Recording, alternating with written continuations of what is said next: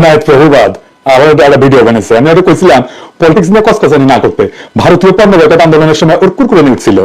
ব্যাপার না, বাতের রোগীদের যেমন আমাবস্যার পূর্ণিমা বাতের ব্যথা চালায় ওঠে, তেমনি প্রভুপাদের কিছু বিশেষ বিশেষ সময় কুরকুরানি ওঠে। ওরা নিয়ে কিছু বলতাম না, কিন্তু একটা ভিডিও চাইছে, এটা নিয়ে কিছু না করলেই না। মুশকিল হলো কইছে বিএনপি নিয়ে। বিএনপির ডিফেন্ড করা তো আমার দায়িত্ব না, দায়ন আমি বিএনপি করিও না, কিন্তু বিএনপি ব্যাশিংয়ের নামে কোন শয়তানিটা শ্রী শ্রী এনায়েত প্রভুপাত করতেছে সেটা দেখা দেওয়া দরকার, কারণ দেশের জন্য জাতির জন্য জরুরি।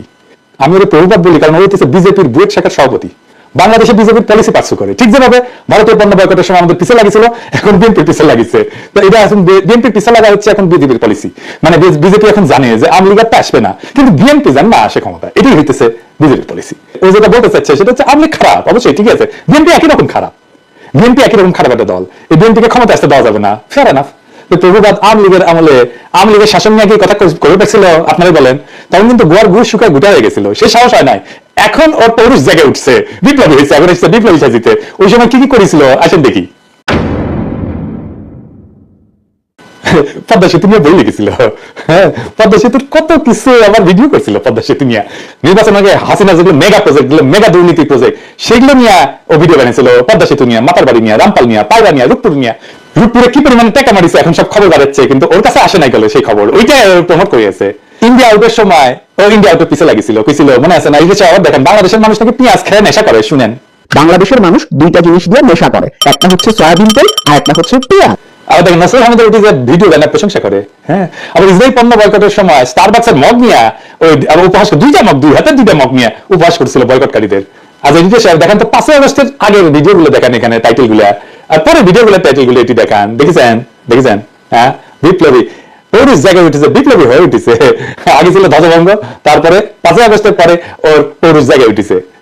আসেন ভিডিওর শুরুতে কি কইছে সেটা দেখি। 5 আগস্ট বিকাল থেকে বিএনপির বিভিন্ন লেভেল থেকে এই দাবি আসতে থাকে যে আগামী 3 মাসের মধ্যে আপনাকে নির্বাচন দিতে হবে। তো ও বিএনপির দোষ দিতেছে। বিএনপি কারণ বাংলাদেশের বর্তমান অন্তর্বর্তীকালীন সরকারের কাছে নির্বাচন চাইছে, তবে গণতান্ত্রিক দল তো নিজের দেশের সরকারের কাছে সুষ্ঠু নির্বাচন চাইবে, চাইবে না? বিএনপি তো হাসিনার কাছে চাইছে নির্বাচন নাকি?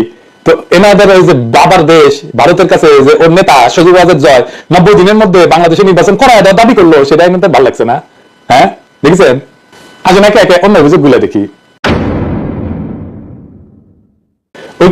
যে মার্কিন দূতাবাসের সূত্র থেকে দাবি করেছে যে তারেক রহমান বিভিন্ন কনস্ট্রাকশন কোম্পানি আর প্রতিষ্ঠানের কাছে চাঁদা চাইছিল। শুনেন, মার্কিন দূতাবাসেরই আরেকটা সূত্র বলতেছে তারেক রহমান কোটি কোটি ডলারের অবৈধ সম্পদ সংগ্রহ করছেন। ঢাকায় আগে একজন মার্কিন রাষ্ট্রদূত ছিলেন যার নাম জেমস এফ মরিয়ার্টি। ইনি বলতেছেন তারেক রহমান শুধুমাত্র যে মোনেম কনস্ট্রাকশনের মতন একটা লোকাল কোম্পানির কাছ থেকে ঘুষ খাইছেন এমন না, ওই একটি মোনেম কনস্ট্রাকশন তারেক রহমানকে 4.5 লক্ষ মার্কিন ডলার ঘুষ দিছিল। আসল কাহিনী হচ্ছে মার্কিন দূতাবাস এরকম কোনো দাবি করে নাই। মার্কিন দূতাবাস তাদের ট্যাবেলে, মানে যে সমস্ত কমিউনিকেশন পাঠায় আর কি, তার দেশে কোথায় কি আপডেট হচ্ছে এইগুলা লিখা পাঠায় এবং বিভিন্ন বিষয়ে ওয়াশিংটনের মতামত চায়। এরকম একটা কেবল যেটা পাঠানো হয়েছে 2008 সালের নভেম্বরে, সেখানে তারা লিখছিল যে বাংলাদেশের দুর্নীতি দমন কমিশন তারেক রহমানের বিরুদ্ধে বিভিন্ন অভিযোগ আনছে, যার মধ্যে আছে অমুক কনস্ট্রাকশন ফার্ম থেকে চাঁদা দাবি, তমুক প্রতিষ্ঠান থেকে চাঁদা দাবির অভিযোগ। এদিকে রিপোর্টিং, এইটা মার্কিন দূতাবাসের কোনো অভিযোগ না, একটা দাবিও কিন্তু মার্কিন দূতাবাস বা তাদের কোনো সূত্র করতেছে না। এই অভিযোগ আনছে মইনুল আহমেদের সরকারের দুর্নীতি দমন কমিশন, যারা তখন -2 ফর্মুলা বাস্তবায়নে ব্যস্ত, আর আমেরিকা দূতাবাস সেই মামলাগুলোর বর্ণনা করতেছে, আর কিছু না। কিন্তু এই মামলাগুলো কিভাবে হয়েছে সেটা একটা বর্ণনা কিন্তু আছে মহিউদ্দিন আহমেদের 2011-তে। এই মামলাগুলো হয়েছিল সরাসরি মইনুল আহমেদের নির্দেশে, যদিও তখনকার এনবিআর বা দুদক কেই তারেক রহমানের বিরুদ্ধে কিছুই পায় নাই। 274 পৃষ্ঠাতে মহিউদ্দিন আহমেদ যখন তৎকালীন এনবিআর এর শীর্ষ কর্মকর্তাকে তারেক রহমানের মামলাগুলোর ব্যাপারে জিজ্ঞেস করছে, উনি উত্তর দিচ্ছেন, কি বলতেছেন? তাদের বিরুদ্ধে তো কোনো মেজর কেস পাওয়া যায়নি, যেমন তারেকের তো কোনো কিছু প্রমাণিত হয় নাই, তার তো কিছু পাই নাই বলতে গেলে, দেখছেন? এবং 11 বইতে খুব বিস্তারিতভাবে লেখা আছে কিভাবে মইনুল আহমেদ বাধ্য করছিল এই সমস্ত মামলা দিতে। এবং আমরা সবাই জানি যে কিভাবে তখন ব্যবসায়ীদের তুলে নিয়ে বিভিন্ন রাজনীতিবিদদের বিরুদ্ধে মামলা করতে বাধ্য করা হইতো। সেই মামলাগুলো সূত্র ধরে এই প্রভুপাত ভিডিও বানাই ফেলছে যে তারেক রহমান চাঁদাবাজি করছে, দেখেছেন? মানে মানুষের একটা ইন্টেলেকচুয়াল একটা অনেস্টি থাকবে। উনাকে আবার ছাত্র পড়ায় বুয়েটে, ছাত্র কি শিখবে ওর কাছ থেকে? ছাত্র সাবজেক্ট কি শিখবে জানি না, কিন্তু নৈতিকতা তো শিখবে না ওর কাছ থেকে। এখন প্রশ্ন হইতেছে যে মামলাগুলো হলো গত 17 বছরে চাঁদাবাজি মামলা অগ্রগতি কি? গোড়ার ডিম শূন্য। এটা চাঁদাবাজির মামলা হাসিনা গত 17 বছর কোনো আদালতে প্রমাণ করতে পারে নাই, এমনকি কোনো বিবাদী এই সমস্ত ভুয়া মামলা চালাইতেও চায় নাই। তো প্রভুবাদ করতে পাইলো এগুলা, দেখেছেন কিরকম যাওরা, কিরকম যাওরা। এনার ভিডিওতে আমিন আহমেদ ভুইয়া নামে এক ব্যবসায়ীর কথা বলছে, যাকে নাকি তারেক রহমান হুমকি দিয়েছিল চাঁদার জন্য, অথচ আমিন আহমেদ ভুইয়া নিজেই দাবি করছে যে তাকে জোর করে তারেক রহমানের বিরুদ্ধে মামলা করানো হয়েছিল। সাহেব আগে দেখান প্রভুপাত কি কইছে। এই তারেক রহমান আল আমিন কনস্ট্রাকশনের মালিক আমিন আহমেদকে হুমকি দিচ্ছেন, তুমি যদি আমাকে $1.5 লক্ষ না দাও তাহলে তোমার কোম্পানি আমি বন্ধ করে দিব। তারপরে দেখান আমিন আহমেদ ভুইয়া কি কইছে। কারণ একটা স্থিতি বিষয় মামলাটি তখন বর্তমানে রাষ্ট্রপ্রধান তারেক রহমান সাহেব। আমি নিজে যদি উদ্যোগ হয়ে মামলা করতাম তাহলে মামলা চালুই থাকতো। আমার যদি উদ্যোগ বা ইচ্ছা থাকতো, আর স্বাভাবিক বিষয়, আমি তার সময় কেন মামলা করতে যাবো? কিন্তু আমাদের সিনিয়র যুগ্ম মহাসচিব নমিনেশন দিয়ে আমার সাথে রাজনীতি করি। মানে প্রভুপাত ভিডিওতে যার নাম উল্লেখ করে দাবি করছে তার কাছে তারেক রহমান চাঁদা চাইছে, সে নিজেই বলতেছে যে তার কাছে তারেক রহমান টাকা চায় নাই, তাকে মামলা করতে বাধ্য করছে মইনুল আহমেদের সরকার। মানে ওই যে বলছে বিএনপিতে মধ্যে ক্ষমতা আসেনি, মইনুলের পর আওয়ামী লীগ ক্ষমতায়, তাহলে ও তো এমন নজরে চাপ দিয়ে বলছে বিএনপি, তাই না? এটা গেল প্রথম ধাপ্পাবাজি। দ্বিতীয় ধাপ্পাবাজি ধরি, প্রভুপাত দাবি করেছে যে তারেক রহমান নাকি বাংলাদেশে সিমেন্টের সমস্ত চুক্তি থেকে 2% কমিশন নিয়েছিলেন। আর এক্সাম্পল সিমেন্স থেকে এই তারেক রহমান এবং তার ভাই আরাফাত রহমান কোকো ঘুষ নিছেন বলে কিন্তু অভিযোগ আছে। একজন প্রত্যক্ষ সাক্ষী জানাইতেছেন বাংলাদেশে সিমেন্সের যত চুক্তি হইতো তার থেকে প্রায় 2% কমিশন এই তারেক রহমান নিতেন। সিমেন্সের বিরুদ্ধে আমেরিকার যে মামলা হয়েছিল সেই মামলা 20 পৃষ্ঠার রায়ে কোন ডকুমেন্টে তারেক রহমান সিমেন্সের কাছে টাকা চাইছিল, তারেক রহমানকে সিমেন্স 1 টাকা কখনো দিছে এমন কোন কথার উল্লেখই নাই। এই যে তাহলে এই তথ্য প্রভুপাত কোথায় পেয়েছে? হ্যাঁ, আওয়ামী লীগ দিছে ওরে, ইন্ডিয়া দিছে ওরে, বুঝছাও? আচ্ছা, এরপরের ঘটনা আরো ইন্টারেস্টিং, কারণ এটা থেকে আরো পরিষ্কার হয়ে যাবে যে এই প্রভুপাতের বেসিকই ক্লিয়ার না। ও দাবি করেছে যে টঙ্গীতে একটা 80 মেগাওয়াট প্ল্যান্ট নির্মাণের জন্য চীনা কোম্পানি হারবিন তারেক রহমানকে 7.5 লাখ মার্কিন ডলার ঘুষ দিছিল। শুনেন, 12 আগস্ট প্রধান উপদেষ্টার সাথে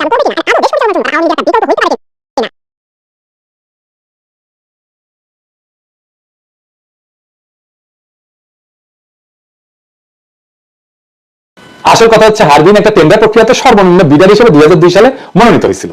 এই দরপত্র নিয়ে কোনো মামলা হয়নি কখনোই, তাই হারবিনকে কাজ দিতে তারেক রহমান ঘুষ দিছিল দাবি ভুয়া, কারণ যার টেন্ডার সর্বনিম্ন হয় সে তো এমনি কাজ পাবে। মামলাটা আসলে কি ছিল? মামলাটা ছিল হারবিন এবং তাদের বাংলাদেশের পার্টনার নির্মাণ কনস্ট্রাকশনের টঙ্গীর বেসিক শিল্প নগরীতে যে পাওয়ার প্ল্যান্ট বানানোর কাজ পায় সেটা ওয়ার্ক অর্ডার নিয়ে খাদিজা বেগম গিয়াসউদ্দিন আল মামুনকে দিয়ে পাওয়ার প্ল্যান্টের ওয়ার্ক অর্ডারটা তাড়াতাড়ি বের করে আনে। তো এটা কনসালটেন্সি ফি হিসেবে কিছু টাকা দিছিল বলে খাদিজা বেগম নিজে দাবি করছে আদালতে। খাদিজা বেগম পুরো মামলা কোথাও বলেন নাই যে এই টাকা তারেক রহমান খাদিজা বেগমের কাছে চাইছে বা দিতে বাধ্য করছে। তাই 2013 সালে এই মামলায় তারেক রহমানের নাম ছিল, কিন্তু তারেক রহমানকে খালাস দেয় আদালত, মানে হাসিনার আমলে তারেক রহমান আদালত থেকে খালাস পায় হাসিনার আমলে। কিন্তু যে বিচারক খালাস দেয় সে আবার খালাসের রায় দিয়ে দেশে থাকতে পারে নাই, তারা এসকে সিনহার মতো দেশ ছাড়া করে বাধ্য করা, উনি মানে ফিনল্যান্ডে আছেন। এরপর প্রভুপাত দাবি করেছে যে তারেক রহমান নাকি বসুন্ধরা গ্রুপের কাছ থেকে 21 কোটি টাকা নিয়েছিল একটা মামলার বিচার প্রভাবিত করতে। বসুন্ধরা গ্রুপের মালিকের একজন ছেলে আছে, নাম হচ্ছে শাফিয়াত সোবহান স্থানবীর। এই কিন্তু আনবিরেরই ভাই। আর বিরুদ্ধেও একটা খুনের মামলার বিচার প্রভাবিত করতেও তারেক রহমান 21 কোটি টাকা নিয়েছিলেন বলে অভিযোগ আছে। এই গল্পটা তখন ডিজিএফআই বানায় পেপারগুলোকে খাওয়াইছিল, যেটা 2016 সালে ডেইলি স্টার মাহফুজ আলম নিজেই স্বীকার করছে। সে বলছে ডিজিএফআই বানানো গল্প ছাপানোতে তার ব্যাড এডিটোরিয়াল জাজমেন্ট ছিল। ভুয়া গল্পটা হাসিনা আর ইন্ডিয়ার দালাল এনআইএফ আজকে ওই জেনজিদের খাইতে আসছে, কোন ধরনের রিসার্চ না কইরাই কিরকম জাউরা দেখেন। আকবর সুবহান সাহেবের ছেলেকে বাঁচানোর জন্য তারেক জিয়া এত কোটি টাকা দিচ্ছে, একদম ফিগারটা সব উল্লেখ ছিল, 50 কোটি টাকা দিচ্ছে।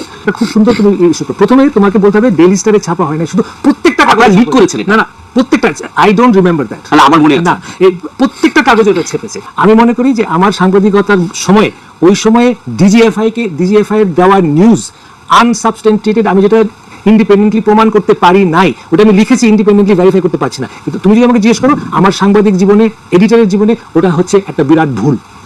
আমি ভুল করেছি। ওই সময় ডিজিএফআই এর দেওয়া নিউজ আমার ছাপানো উচিত হয়নি। ইট ওয়াজ এ ব্যাড এডিটোরিয়াল জাজমেন্ট। আমি অপকটে স্বীকার করি। কিন্তু ঘটনা হচ্ছে যে যেগুলো যতগুলো দুর্নীতির অভিযোগ আনছে তারেক রহমানের বিরুদ্ধে সবগুলো 111 সরকার, এবং 111 তো আপনারা জানেন এটা ইন্ডিয়ার সরকার ছিল, তাই না? এই 111 সরকার ইন্ডিয়া হাতে বাংলাদেশকে তুলে দেয়। এই যে ওই সময় 111 ডিজিএফআই মানে যারা আসলে ইন্ডিয়ার বানানো জিনিস, বানানো তরকারি খাওয়াইছিল, সেই জিনিসটা খাওয়াইতেছে প্রভুপাত আইসকা জেনজিদের। এবার আসেন খাম্বানিয়া মিথ্যাচারের আলাপটা করি। ওই 111 সরকারের সময় খাম্বা দুর্নীতি সহ বিদ্যুৎ খাতের দুর্নীতি তদন্তে ওরিব ইউনিভার্সিটি বুয়েটের সাবেক ভিসি আব্দুল মতিন পাটোয়ারির নেতৃত্বে একটা তদন্ত কমিটি তৈরি করা হয়েছিল। সেই রিপোর্টটা পর্যন্ত এখনো প্রকাশ হয়নি। খোঁজ নিয়ে জানা যায় যে এই সময় 100 কোটি টাকা মূল্যের খুঁটি সংগ্রহ করছে এরকম 4টা প্রতিষ্ঠান ছিল। এর মধ্যে 3টে ছিল আওয়ামী লীগ সমর্থিত ঠিকাদারি প্রতিষ্ঠান। এই 5 বছরে আরইবির মোট খুঁটির বেশিরভাগ সরবরাহ করে আওয়ামী লীগ সরকারের সমর্থক ব্যবসায়ী কাজী শাহাদ আহমেদের মালিকানাধীন জেনকো গ্রুপের 5টা প্রতিষ্ঠান। এই গ্রুপ একাই 511 কোটি 30 লাখ টাকার কাজ পায়। এছাড়া আওয়ামী লীগ সরকারের সময় আরইবির খুঁটির পুরাটাই যোগান দেয় প্রতিষ্ঠান। 2002 থেকে 2003 সাল বিএনপি সমর্থিত ঠিকাদারদের ছোট ছোট আরো একটা প্রতিষ্ঠান কাজ পেলেও 100 কোটি টাকার মতো কাজ করছে গিয়াসউদ্দিন আল মামুনের মালিকানাধীন খাম্বা গ্রুপের 2টা প্রতিষ্ঠান। তবে জোট সরকারের 5 বছরের প্রথম 1 বছর এই প্রতিষ্ঠান কিন্তু কোনো কাজ পায়নি। জোট সরকারের 5 বছরে আরইবির লাইন অধিগ্রহণের আওতায় মোট 879 কোটি 31 লাখ 22 হাজার টাকার কংক্রিট খুঁটি কেনা হয়। এর মধ্যে জেনকন গ্রুপের 5টা প্রতিষ্ঠান খুঁটি সরবরাহ করে 511 কোটি 30 লাখ টাকা। কনফিডেন্স গ্রুপ সরবরাহ করে 119 কোটি 79 লাখ টাকার কোটি। খাম্বা গ্রুপের দুইটা প্রতিষ্ঠান সরবরাহ করে 102 কোটি 10 লাখ টাকার কোটি। এবার এই যে পাশে লেখেন তো, কন্টেক্ট গ্রুপ সরবরাহ করে 85 কোটি 4 লাখ টাকার। এছাড়া টেস্কো পাওয়ার লিমিটেড 24 কোটি, রয়্যাল গ্রিন 13 কোটি, লুমেক রুম্বার 20 কোটি ও এমন অন্য একটা প্রতিষ্ঠান নাম ভুলে গেছি 25 লাখ টাকার একটা কোটি সরবরাহ করে। 2003-04 সালে আরবির মোট খাম্বা কেনে 214 কোটি টাকার, এর মধ্যে জেনকন 107 কোটি, মানে অর্ধেকই। খাম্বা 41 কোটি, কনফিডেন্স 31 কোটি, কন্টেক্ট 26 কোটি, টেস্কো পাওয়ার 20 কোটি, রয়্যাল গ্রিন 5 কোটি টাকার কাজ পায়। 2004-05 সালে আরবির মোট কোটি কেনে 194 কোটি টাকা, এর মধ্যে জেনকন 87 কোটি টাকা, খাম্বা মাত্র 29 কোটি, কনফিডেন্স 27 কোটি, কন্টেক্ট 21 কোটি, রয়্যাল গ্রিন 5 কোটি টাকা, অন্য একটা কোম্পানি 2 কোটি টাকার কাজ পায়। 2005-06 সালে 127 কোটি টাকা কাজের মধ্যে জেনকন 68 কোটি, খাম্বা 25 কোটি, কনফিডেন্স 25 কোটি, কন্টেক্ট 11 কোটি, রয়্যাল গ্রিন 2 কোটি টাকার কাজ পায়। তাহলে দেখা যাচ্ছে খাম্বার সাথে দুর্নীতিতে ওতপ্রোতভাবে জড়িত ছিল আওয়ামীপন্থী ব্যবসায়ী কাজী সাহেবের জেনকন, তাই না? হিসাবটা কি বলে? হিসাব তো পাক্কা হিসাব, আপনি নিয়ে আসতে পারেন, এখনো নিয়ে আসতে পারেন, এইসব তো সরকারের কাছে আছে। তো খাম্বা কি প্রভুপাত পাশাই ঢুকাইছে? হ্যাঁ, খাম্বা বেসলো আওয়ামী লীগ, আর প্রভুপাতের পশ্চাতে ঢুকলো বিএনপির খাম্বা। হ্যাঁ, এবার আসেন জিয়া অরফানেজ ট্রাস্ট নিয়ে কথা কই। 6 number example, Zia orphanage trust fund আছে যেখানে এতিমদের জন্য টাকা আসে। ওই ফান্ডের অ্যাকাউন্ট থেকেও 2 কোটি টাকা হাতায় নেন এই তারেক রহমান। উনি তার নিজ শহর বগুড়াতে একটা জমি কেনার জন্য এই ট্রাস্টের তহবিলের টাকা ইউজ করে। ওই দাবি করেছে যে জিয়া অরফানেজ ট্রাস্ট ফান্ডের অ্যাকাউন্ট থেকে 2 কোটি টাকা হাতায় নিয়ে তারেক রহমান বগুড়া একটা জমি কিনছিল। সত্য ঘটনা হচ্ছে তারেক রহমান কোন টাকা হাতায় নিয়ে জমি কিনে নাই, এই জমি কেনা হয়েছিল জিয়া অরফানেজ ট্রাস্টের নামে। দেখেন, যেটাই মামলার রায় বলা আছে, তারেক রহমান অরফানেজ ট্রাস্টের টাকা নিজের নামে কোনো জমি কেনে নাই, এটা হাসিনার আদালতে বলে নাই, কোনোদিন দাবিও করে নাই, কিন্তু হাসিনা আর ইন্ডিয়ার দালাল এনায়েত প্রভুপাত দাবি করেছে। এবার আসেন রাজনৈতিক ষড়যন্ত্র নিয়ে আলাপ করি। দ্বিতীয় এক্সাম্পল, 10 ট্রাক অস্ত্র। বাংলাদেশের ইতিহাসে সর্ববৃহৎ অস্ত্র আর গোলা বারুদের চালান আটক করা হয় 2004 সালের 1 এপ্রিল রাতে। তো প্রভুপাত হঠাৎ করে দুর্নীতি বিশেষজ্ঞ থেকে রাজনৈতিক ষড়যন্ত্র বিশেষজ্ঞ হয়ে গেল। দেখা করতে আসছে 10 টাকা অস্ত্র মামলা নিয়ে। তো 10 টাকা অস্ত্র মামলার ব্যাপারে আমাদের প্রভুপাতের দেখা যাচ্ছে যে আমাদের দেশের মানুষের উপরে ভরসা কম, তাই সব সূত্র হচ্ছে ভারতীয় গোয়েন্দারা, যারা 10 টাকা অস্ত্রের দোষ চাপায় বাংলাদেশকে বিপদে ফেলতে বদ্ধপরিকর ছিল। এখানে যদি বিএনপি কোনো ভুল থাকে তাহলে কি বর্তমান অন্তর্বর্তীকালীন সরকারের প্রধান উপদেষ্টা ডক্টর ইউনূসকে একইভাবে দোষারোপ করা যাবে না? উনিও তো ভারতের টিভি মিডিয়া এনডিটিভির সাথে সাক্ষাৎ করে বলছেন বাংলাদেশকে ভারত অস্থিতিশীল করতে চাইলে ভারতের 7 সিস্টেম অক্ষত থাকবে না, বলছে না? তাইলে ভারতকে চাপে রাখার ব্যাপারে পররাষ্ট্র নীতি কি বিএনপি ভুল ছিল? এই নীতির কারণে বিএনপি ভোট পেতে বাধা থাকবে কেন? আবার নিজেই বলছে যে বিএনপি ক্ষমতা আটকে ধরে রাখতে চায়নি, সেটা কি প্রমাণ করে না যে বিএনপি গণতন্ত্র চাইছে বারবার? আমি এই প্রসঙ্গে পরে আসবো। এরপর সে ব্যাখ্যা করতে গেলে এই বিষয়গ্রস্ত গ্রেনেড হামলা এও দাবি করেছে যে মুফতি আন্নান নাকি 2004 সালে 14 আগস্ট হাওয়া ভবনে বসে পরিকল্পনা করছেন। 21 আগস্ট বোমা হামলা। ডেইলি স্টারের 2009 সালের একটা রিপোর্টের মতে 2004 সালের 14 আগস্ট রাতে হাওয়া ভবনে বসে স্বরাষ্ট্র প্রতিমন্ত্রী বাবর, উপমন্ত্রী পিন্টু সহ জঙ্গি সংগঠন হুজির নেতারা বৈঠক করে শেখ হাসিনাকে গ্রেনেড হামলার মাধ্যমে মেরে ফেলার পরিকল্পনা করে। তো এইবার একটু মুফতি আন্নানের জবানবন্দিটা দেখি তো। মুফতি আন্নান 21 আগস্টে গ্রেনেড হামলার ব্যাপারে 2টা জবানবন্দি দিয়েছে। প্রথমটা 2007 সালে, যেটা ভিত্তিতে মামলা বিচার শুরু হয়ে গেছিল, কিন্তু সেই জবানবন্দিতে তারেক রহমানের হাওয়া ভবনের নাম নিশানা ছিল না। এই জন্য শেখ হাসিনা 2009 সালে মুফতি আন্নানকে রিমান্ডে নিয়ে নির্যাতন করে তারেক রহমানের হাওয়া ভবনের নাম বের করার দায়িত্ব দেয় তার বিশ্বস্ত দালাল আব্দুল কাদের আকন্দকে। এরপরে 120 দিন রিমান্ডে নির্যাতনের পর মুফতি আন্নানকে দিয়ে জোর করে 2011 সালে বলানো হয় যে এই হামলার আগে সে হাওয়া ভবনে তারেক রহমানের সাথে দেখা করছিল। এই জন্য 2024 সালের নির্বাচনে আব্দুল কাদের আকন্দকে হাসিনা নৌকা মার্কা প্রার্থী করে। এই দেখেন, এই নির্বাচনে আওয়ামী লীগ থেকে আমাকে নৌকা মার্কা প্রদান করা হয়েছে। আমাদের জাতির জনক বঙ্গবন্ধু শেখ মুজিবুর রহমান ও তার পরিবারের সকল সদস্য, একমাত্র মাননীয় প্রধানমন্ত্রী শেখ হাসিনা এবং তার বোন শেখ রেহানা বাদে সবাইকে হত্যা করা হয়েছে। এমনকি 10 বছরের শিশু রাসেলকেও হত্যা করা হয়েছে। আপনারা জানেন 21 বছর সংগ্রাম করে এই মাননীয় প্রধানমন্ত্রী 1996 সালে আবার ক্ষমতায় আসেন। ক্ষমতায় আসার পর বঙ্গবন্ধু হত্যা মামলা রুজু হয়। এতদিন এই হত্যা মামলা রুজু করতে দেওয়া হয়নি এবং সেই মামলার তদন্তভার আমাকে দেওয়া হয়। সেই মামলাটিও আমি পরবর্তী তদন্ত করি এবং সঠিক পথে নিয়ে আসি। এই সমস্ত মামলা করার কারণে আমাদের আওয়ামী লীগ, যেটা একটি পুরাতন দল, সেই আওয়ামী লীগকে ধ্বংসের মুখ থেকে রক্ষা করা সম্ভব হয়েছে এবং আওয়ামী লীগের রাজনীতিকে টিকিয়ে রাখার ব্যবস্থা করা হয়েছে। আমাদের মাননীয় প্রধানমন্ত্রী আমাকে নৌকা মার্কা দিয়েছেন। এইদিকে মুফতি আন্নান এই জবানবন্দি দেওয়ার সাথে সাথে প্রত্যাহারেরও কিন্তু আবেদন করে। এই জবানবন্দি ছিল পুরাই বানোয়াট। আমি বলবেন যে আপনি বললেই বানোয়াট হয়ে যাবে, আছে একটা জিনিস দেখি, মজার জিনিস, এটা বানোয়াট কেন? মুফতি আন্নান কবে কত তারিখে হাওয়া ভবনে তারেক রহমানের সাথে দেখা করতে গেছিল সেটা মনে করতে পারে নাই, তাই তার সাক্ষাৎ লেখা ছিল তারিখ এবং সময় মনে পড়ছে না। অথচ হাওয়া ভবনে তার বৈঠক ছাড়া বাকি সমস্ত ঘটনার তারিখ সব বিস্তারিত বর্ণনা করছে মুফতি আন্নান, শুধু হাওয়া ভবনের মিটিংটার তারিখ তার মনে নাই। এখন আসেন একটা আদালত কিভাবে কাজ করে বোঝায়, কারণ হাসিনা আর মোদীর ঘেটুপুত্র এনায়েত প্রভুপাত আবার এগুলো বুঝবে না। আদালতে একটা মামলা যাওয়ার আগে পুলিশ তদন্ত করে সম্ভাব্য দায়ী ব্যক্তিদের নামে চার্জশিট দেয়। এরপর আদালত এই চার্জশিট গ্রহণ করে বিচার শুরু করে। বিচারে বাদী এবং বিবাদী পক্ষ তাদের পক্ষে সাক্ষী হাজির করে। এছাড়া আসামিদেরকেও হাজির করা হয়। সবাইকে দুই পক্ষের আইনজীবীরা জেরা করে, মানে বিভিন্ন প্রশ্ন জিজ্ঞেস করে ঘটনার সত্যতা নির্ধারণের চেষ্টা করে। এই জেরার পর সবার যুক্তি তর্ক শুনে আদালত রায় দেয়। এখন খালি মুফতি হান্নান কেন, তার বাপও যদি জবানবন্দি দেয় যে তার 21 আগস্টে বোম মারছে তারেক রহমানের কথা, কিন্তু আদালতের জেরা যদি প্রমাণ হয় তাদের দাবি মিথ্যা, তারা খালাস পেয়ে যাবে। আর যদি তাদের জেরা করার কোনো সুযোগই দেওয়া না হয়, সেটা হচ্ছে একটা ক্যাঙ্গারু কোর্ট, যেখানে কোনো সুষ্ঠু বিচার হয় না। তাহলে যেখানে 21 আগস্টের এই পুরা মামলায় মুফতি হান্নানের জবানবন্দির উপর তৈরি, সেই মুফতি হান্নানকে এই মামলায় জেরারই সুযোগ দেওয়া হয় না, বুঝছেন? জেরা করার ঠিক আগে মুফতি হান্নানকে ফাঁসিতে জেলায় খুন করে শেখ হাসিনা, যেন এই ঘটনার পিছনে সত্য সামনে না আসে। বুঝছেন তো কি রকম ক্যাঙ্গারু কোর্ট, কি আদালত, কি রায়, কি বিচার হয়েছে? মুফতি হান্নানের জবানবন্দি ছাড়া এই মামলার বিচারিক প্রক্রিয়াতে কেউ দাবি করে নাই যে হাওয়া ভবনে কোনো মিটিং হয়েছিল, যেখানে এই হামলার সিদ্ধান্ত নেওয়া হয়েছিল। আর মুফতি হান্নানকে অকথ্য নির্যাতন করে একটা জবানবন্দি আদায় করলে সে জবানবন্দি কোথাও এই মিটিং এর তারিখের উল্লেখ নাই, আগে বলছি। কিন্তু হাসিনার দালাল, ইন্ডিয়ার দালাল এনায়েত প্রভুপাত জেনে গেছে যে মিটিং ঠিক 14 আগস্ট হয়েছিল। শুনেন, ডেইলি স্টারের 2009 সালের একটা রিপোর্টের মতে 2004 সালের 14 আগস্ট রাতে হাওয়া ভবনে বসে স্বরাষ্ট্র প্রতিমন্ত্রী বাবর, উপমন্ত্রী পিন্টু সহ জঙ্গি সংগঠন হুজির নেতারা বৈঠক করে শেখ হাসিনাকে গ্রেনেড হামলার মাধ্যমে মেরে ফেলার পরিকল্পনা করে। কই পেয়েছে? প্রমাণ দেখাতে পারবো, ওকে বলবেন প্রমাণ দেখাতে। মানে যে হামলা করছে সে মনে করতে পারতেছে না কবে হয়েছে মিটিং, আর এনায়েত প্রভুপাত যাই না বসে আছে। বাবা কঠিন তালেবর, দেখেছেন? অপরাধী সব জায়গায় তার অপরাধের চিহ্ন রেখা যায়। মিটিং এর তারিখটা এখানে কেন গুরুত্বপূর্ণ এটা বোঝা দরকার। মিটিংয়ে যারা উপস্থিত ছিল তারা সবাই রাষ্ট্রের গুরুত্বপূর্ণ ব্যক্তি, দুজন এমপি, গোয়েন্দা বাহিনীর প্রধান, তারেক রহমান নিজে। তো এত গুরুত্বপূর্ণ মানুষ যাদের প্রত্যেকের সাথে তো অনেক লোক থাকে, তাই না? তাদের এপিএস থাকে, বডিগার্ড থাকে, ড্রাইভার থাকে, আরো অনেক স্টাফ থাকে তাদের সাথে। কিন্তু কেউ কিন্তু একা না, আমাদের মতো না, সাধারণ মানুষ না। তাদের প্রত্যেকটা মিটিং এর শিডিউল থাকে যেগুলো তার পিএসরা ম্যানেজ করে, এবং অনেকের সাথে মিডিয়ার লোকজনও থাকে তো সার্বক্ষণিক, তাই না? তো দেখবে কোথায় যাচ্ছে, কি করতেছে, সব জায়গায় মিডিয়ার লোকজন থাকবে। তাই রাষ্ট্রীয় দায়িত্বপ্রাপ্ত কোন গুরুত্বপূর্ণ ব্যক্তি কোন নির্দিষ্ট তারিখে মুফতি হান্নানের যদি উল্লেখ করতো, তাহলে বের করে ফেলা যেত যে গুরুত্বপূর্ণ ব্যক্তিরা সেদিন হাওয়া ভবনে ছিলেন না, পুরো মামলায় ডিসমিস হয়ে যেত। তাই সরকারি বানোয়াট জবানবন্দিতে জোর করে মুফতি হান্নানকে দিয়ে দেখায় যে যখনই তারিখের কথা আসছে তখন মুফতি হান্নানকে বলতে হয়েছে যে তারিখ আর সময় মনে নাই। এই এমপি, এতগুলো এমপি, দুইজন এমপি, স্বরাষ্ট্রমন্ত্রী, তারপরে তারেক রহমান, এতগুলো লোকের একটা দিন হাওয়া ভবনে গেছে, ওইটা দায়ের করা যাবেই যাবে যদি এটা ঘটে থাকে সত্যি সত্যি। কিন্তু এত বুদ্ধি ওর মাথার থাকলে তো তার ইন্ডিয়ার দালালি করতে হয় না, হাসিনারও দালালি করতে হয় না। এরপরে প্রভুপাত দাবি করছে যে বিএনপি নেতারা নাকি বাংলা ভাইয়ের জেএমবিকে পৃষ্ঠপোষকতা করছে। বিএনপি জামায়াত জোট সরকার জঙ্গি গোষ্ঠীকে তোষণ করতো, তাদেরকে পালতো, এন্ড পরে নিজেদের কাজে ব্যবহার করতো। তার সোর্সকে জানেন? নূর মোহাম্মদ কিশোরগঞ্জ থেকে নৌকা মার্কা নিয়ে ভোট ডাকাতি করে যেটা আওয়ামী লীগের সাবেক সংসদ সদস্য, এই লোক নিজেই ছিল বাংলা ভাইয়ের দোষর। আলী রিয়াজের যে Islamic militancy Bangladesh complex web, এই বইয়ের 52 পৃষ্ঠা উল্লেখ আছে। নূর মোহাম্মদ 2004 সালে রাশিয়া রেঞ্জের ডিআইজি হিসেবে গণমাধ্যমকে বলছিল যে বাংলা ভাই এবং তার বাহিনী বামপন্থী সরবরাহদের ধরতে সাহায্য করছে, এবং তিনি নিজেই স্থানীয় পুলিশ বাহিনীকে নির্দেশ দিয়েছেন তাদের সহায়তা করতে। তাহলে দেখেন বাংলা ভাই আসলে কারা সাহায্য করছে। তো এইসব করে বিএনপিকে বিপদে ফেলে আওয়ামী লীগের নমিনেশন যেটা ভোট ডাকাতকে সূত্র ধরে এনআইএ প্রভুপাত বলতেছে যে বিএনপি নেতারা নাকি জঙ্গিদের পৃষ্ঠপোষকতা দিচ্ছে। তবে এটা সত্য যে জেএমবির এই ঘটনা বিএনপির ক্ষমতা হারানোর কারণ। কিভাবে এটা একটু দেখি। একটা রাষ্ট্রে বল প্রয়োগের একচেটিয়া কর্তৃত্ব থাকে আর কারণ না, রাষ্ট্রের কাছে। এই কর্তৃত্ব আর কারো কাছে চলে গেলে বল প্রয়োগের দ্বিতীয়, তৃতীয়, চতুর্থ যদি জিনিস তৈরি হয়ে যায় তাহলে রাষ্ট্র ক্ষমতাহীন হয়ে যায়। হাসিনা পুলিশ আমাদের মারবে, এটাই নিয়ম। যতদিন আমাদের একচেটিয়া হয়ে মারতে পারবে ততদিনই হাসিনার ক্ষমতা।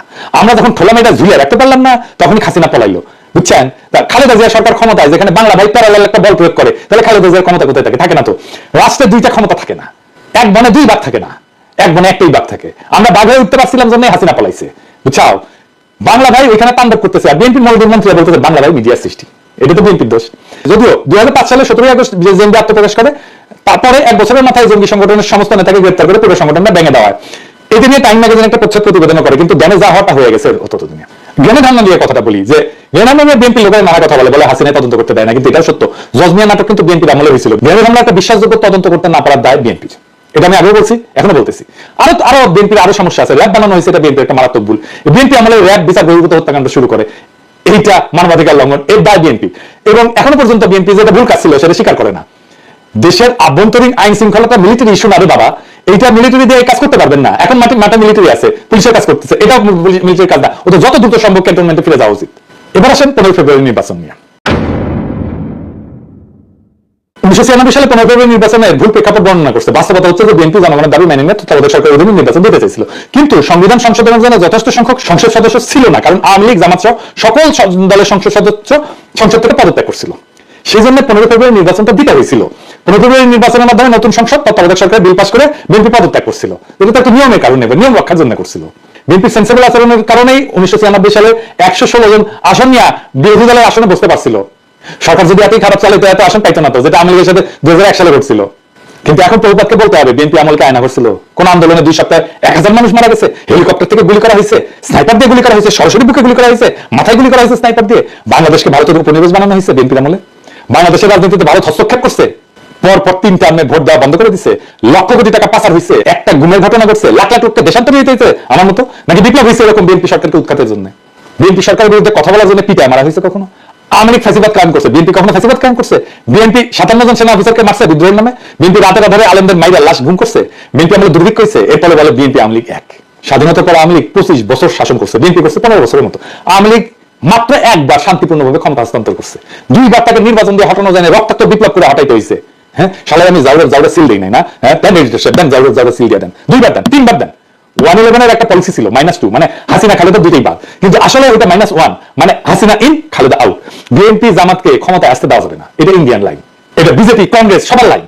কারণ বিএনপি জামাত ক্ষমতায় থাকলে ইন্ডিয়ার বাংলাদেশে ভাত নাই। ভারতীয় পণ্য বয়কটে ভারতকে বাঁচাইতে আসছিল প্রভুপাত, এখন আওয়ামী লীগের পতনে ইন্ডিয়াকে বাঁচাইতে আসছে প্রভুপাত, কারণ ইন্ডিয়া জানে যে আওয়ামী লীগের জিন্দগিতে ক্ষমতা আসতে পারবে না। বাংলাদেশে ইন্ডিয়ার অনেক সফট অ্যাসেট আছে, এই প্রভুপাত তার মধ্যে একটা ইন্ডিয়ার সফট অ্যাসেট। এরকম আরো অ্যাসেটকে মাঠে নামাবে ইন্ডিয়া, এই যে রোকে আর একটা সফট অ্যাসেট। তবে প্রভুপাত তোমার ইন্ডিয়ান সফট অ্যাসেট মার্ক করে রাখলাম, যেদিন ভারতীয় পণ্য বয়কটের পিছিয়ে লাগছো সেদিনই মার্ক করে রাখছি। আমার মার্ক করা ভুল হয় না, বুঝছাও? তো একটা জিনিস জানো করে রাখি, বাঘে ছিলে 18 গা, ঠোলাই ছিলে 36 গা, আর পিনাকি